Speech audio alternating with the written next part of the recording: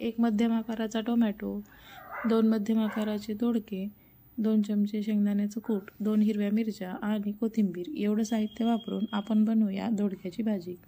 यासाठी कढईमध्ये 2 चमचे तेल गरम करून घ्यायचं। तेल गरम झालं की फोडणी करून घ्यायची। फोडणीसाठी अर्धा चमचा मोहरी घालून घ्यायची। मोहरी तडतडली की त्यामध्ये अर्धा चमचा जिरं घालून घ्यायचं। जिरं तडतडलं की पाव चमचा हिंग घालून घ्यायचा। यानंतर मी कढीपत्ता घालत आहे। कढीपत्ता ऑप्शनल आहे, नसला तरी चालेल। कढीपत्ता तडतडला की त्यामध्ये हिरव्या मिरच्या फ्राय करून घ्यायच्या।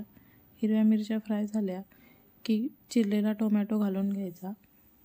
टोमॅटो लवकर शिजावा यासाठी थोडंसं मीठ घालून झाकण ठेवून घ्यायचं।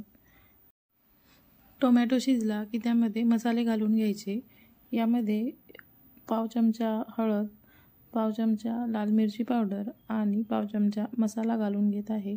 तुमच्याकडे जो मसाला असेल तो तुम्ही घातला तरी चालेल। यानंतर लगेच शेंगदाण्याचं कूट आणि कोथिंबीर घालून घ्यायची। सर्व मसाला व्यवस्थित फ्राय करून झाला की त्यामध्ये कापलेले दोडके घालून घ्यायचे।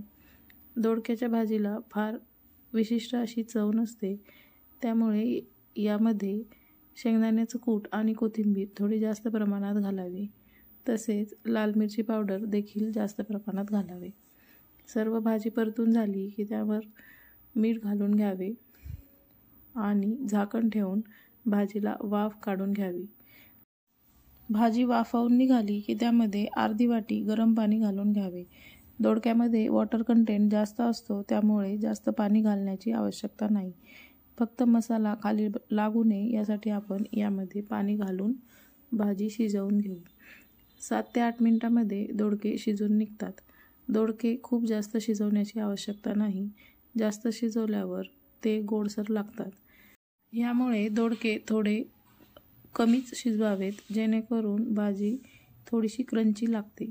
अशा पद्धतीने 10 ते 12 मिनिटांमध्ये दोडक्याची भाजी तयार होते। अशाच पद्धतीने झटपट तयार होणाऱ्या रेसिपी पाहण्यासाठी चॅनलला सबस्क्राईब करा आणि व्हिडिओला लाईक करा। धन्यवाद।